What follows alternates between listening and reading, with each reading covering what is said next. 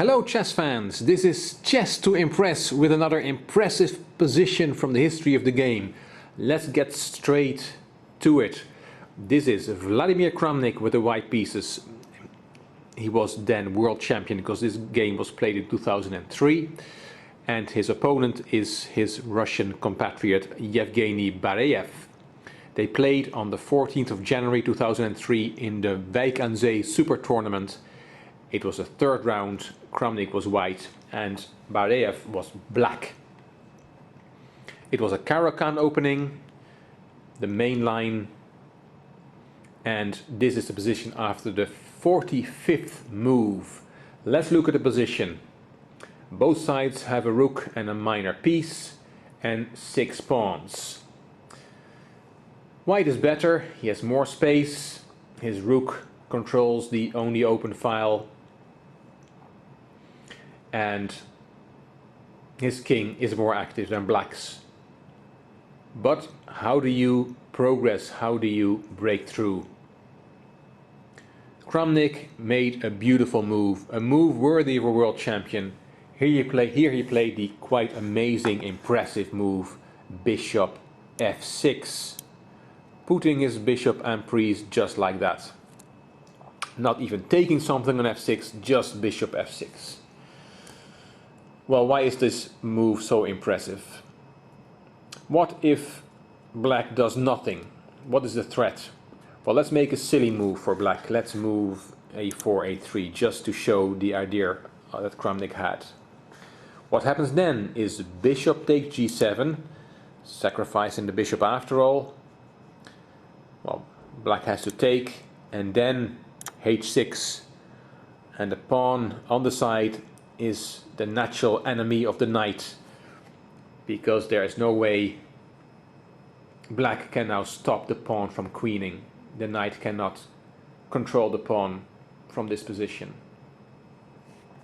So that is the threat, that is the idea if Bareyev does nothing. What if he takes the bishop, which makes sense, it's a full piece. Then white takes back, and let me show you some variations. For example, black plays rook c8, and then white swaps the rooks and comes in with his king, king g5. Now let me give you two possible variations. For example, king d7 to run with the king to the danger area, then h6, we sacrifice our prize pawn because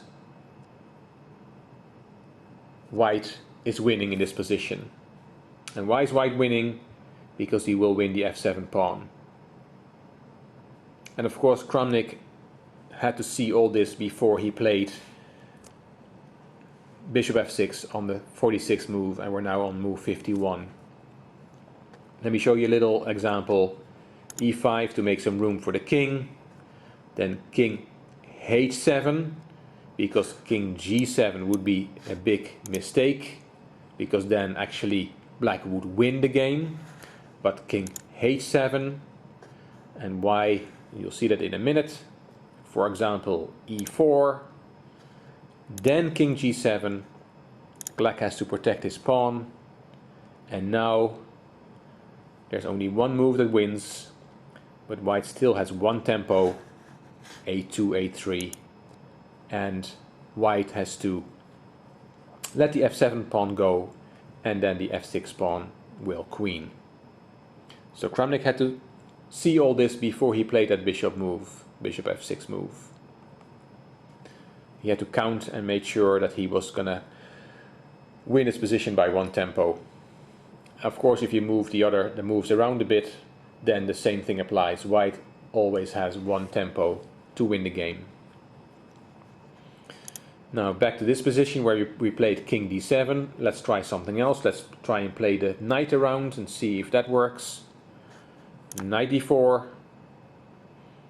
and we'll see in a minute what black's ideas here. White runs with his passed pawn. Knight f3 check.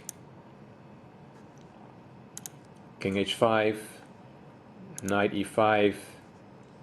h7.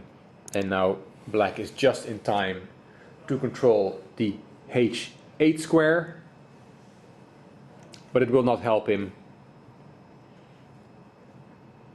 because white comes in with his king.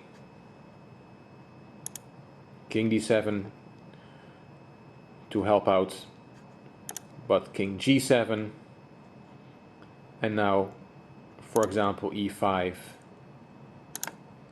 h8 queen, knight has to take, king takes, and we have a similar tempo game as in the previous variation, which white wins. e4, king g7, king e6 is forced to not lose the f-pawn straight away, and then white again has this delicious little move, a3. If he didn't have this move, he would lose, but he has this move, and now white will have to leave the f-pawn, and black has to leave the f-pawn, so white wins.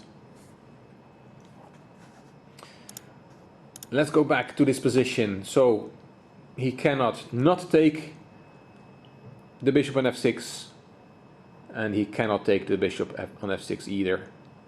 So Bareyev played g7, g6, but after h takes, f takes, king g5, he resigned, because the king will collect the pawn on g6, and white will win with his extra pawn and his pieces, which are a lot more active. At this level, this is an easy win for white. Beautiful move, bishop f6, impressive move. Hope you enjoyed it. Hope you enjoyed it as much as I did. If you did, please give it a thumbs up and subscribe, so you will be notified when I post my next video. This is Chess to Impress. Thank you for watching.